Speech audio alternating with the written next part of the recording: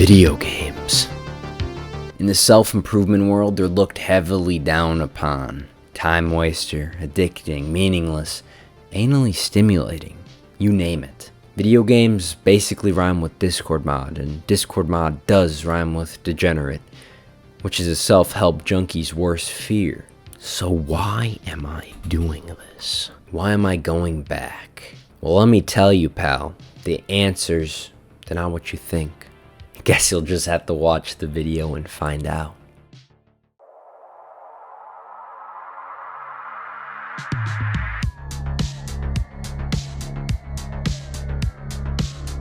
$700 is a big number, 700 hours is a long time, I'd say. It's about a month. When I open up Steam and click on the game Rust, you can see I have 700 hours on the game.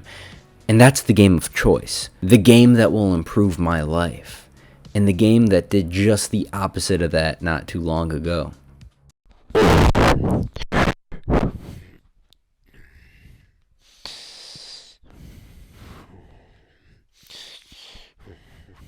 Spawning in on the beach, you'll notice I'm naked. I have nothing but this this rock. And I run over to this tree, and I beat it harder than I do my Johnson, and it's down. I've got wood. I repeated this process with trees and stones, getting better tools to make it more efficient. Finally I have enough to make a cute little shack. This makes me happy. Now I just gotta pimp the place out. I can't really do anything since it's nighttime, so I just gotta wait out till the morning.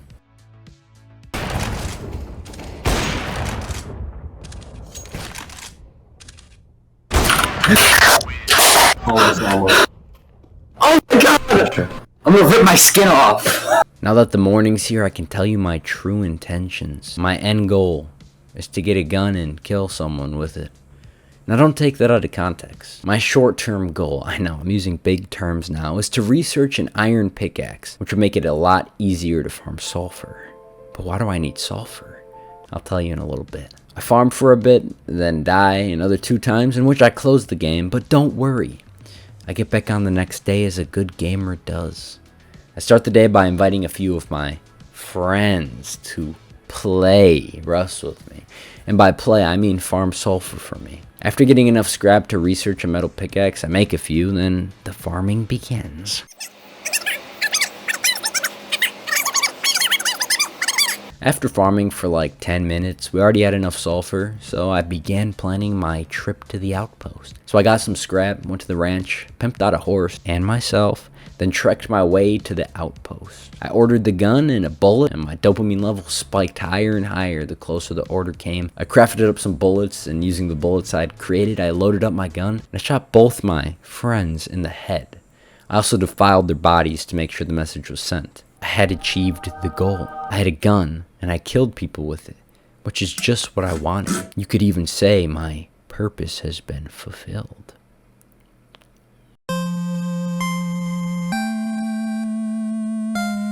I spawned in. I had nothing. I slowly worked my way up, hitting trees and stones. This was step 1. I had this ingrained in my head from all the hours I had played. Step 2 was simple. Create a house. Step 3. Recycle and farm scraps to make better tools. Step 4. Use the better tools to farm sulfur. Step 5. Use the sulfur to buy a gun. These steps gave me reason. They gave me purpose. And most importantly, they gave me progress. They gave me a plan in which to follow to work my way up from butt-ass naked to military-grade firearm. And the idea of this does improve my life. Let's apply it to something else. Lifting weights. Something you probably do if you're watching this. Step 1. You get a gym membership. Step 2. You find a simple to follow workout plan. Free one in the description. Step 3. You go to the gym and you do it. Step 4. You eat a lot of protein. And step 5. You sleep. Muscle will be built and progress will be made. It's that simple. Point is, you can use the same progress system seen in video games in real life. You can apply it to pretty much everything. So will just playing video games improve your life? No. Are you stupid? Will the concept that video games are built upon improve your life? Yes, if you apply it right. And that's the thing about video games, that's what makes them so addicting. Seeing your little character get stronger and better over time as a result of your hard work. It replaces that progress system all of us humans desire, and it condenses it down to some pixels on a screen. And I'm not one of those people who are 100% against video games. They should be banished to the Twilight Zone. No, they're fine in moderation, like most things are. But most people don't use them in moderation. They use them as a means of escapism. And in my opinion, escapism is one of the worst things you can do. Humans are designed to like progress. That's why we're one of the only creatures to evolve the way we do. So go make progress. Go make it in real life. Your eyes are looking around. Your mind is thinking. Your body is feeling things. I've heard a lot of people say they'd rather have fun memories to look back upon rather than do like boring self-improvement stuff like getting jacked. But most of these fun memories are based upon escapism. And when you really think about it, on your deathbed, are you really going to be thinking about that party you went to, or that weed you smoked, or that video game you played? Are you going to be thinking about the people who made your life what it is? You know, the people you love. Thinking about looking into their eyes or having a conversation with them in real life. You're not going to be thinking about how in Legend of Zelda you beat the final boss. I almost wish I could say this, like the whole escapism is bad thing, because I have an ego bigger than my phallus and I want my opinion to seem better. But it's more coming out of a place of fear. And I was originally going to say, I fear that people will resort to escapism. That's already happened. Like, everyone already resorts to escapism.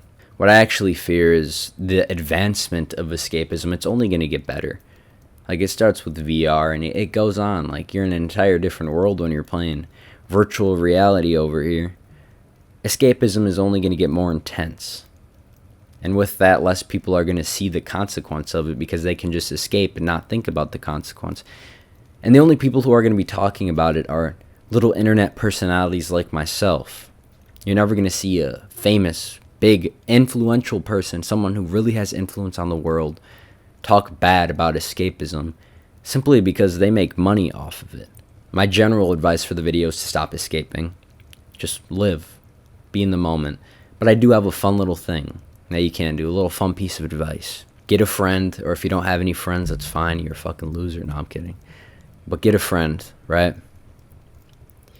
And you both come up with something you can get better at, something you want to do. It can't be something you already do. That's cheating. And get that thing, and on paper write down the goal, the step-by-step process to get to the end goal, whatever it is. And then just do it. Do it for like a month. Give yourself 30 days. Each you has 30 days, and you have to like hold each other accountable to do these things. And I think the biggest benefit from it isn't even getting better at whatever you're doing, right? It's more adjusting your mind to the idea of making progress in real life. There's two moral of the stories to this video. Make progress in real life. Use what makes video games so addicting and apply it to real life. And by applying it to real life, you're not escaping and you're living in the moment.